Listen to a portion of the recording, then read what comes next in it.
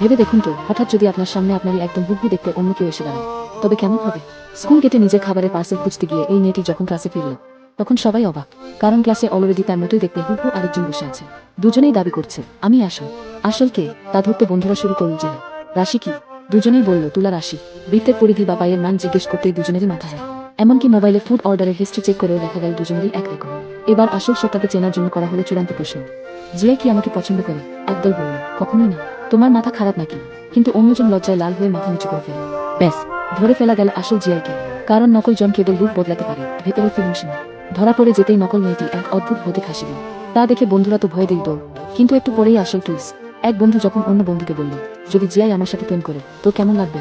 বন্ধুটি বলল, আমি তোকে মন থেকে দোয়া করবো। ব্যাস, ছেলেটি তখনই বুঝে গেল এই বন্ধুটিই নকল। কারণ দুনিয়ার আর যাই হোক, কোনো আসল বেস্ট ফ্রেন্ড কখনো চাইবে না যে তার আগে তার বন্ধুর কোনো গার্লফ্রেন্ড জুটুক। নকল বন্ধুকে লাথি মেরে তাড়িয়ে ছেলেটি যখন আসল জিয়ার কাছে গেল, জিয়া মিষ্টি হেসে বলল, সব তো ঠিক আছে, কিন্তু ক্লাসের ওই প্রশ্নের উত্তরটা কিন্তু সিক্রেট। সাবস্ক্রাইব।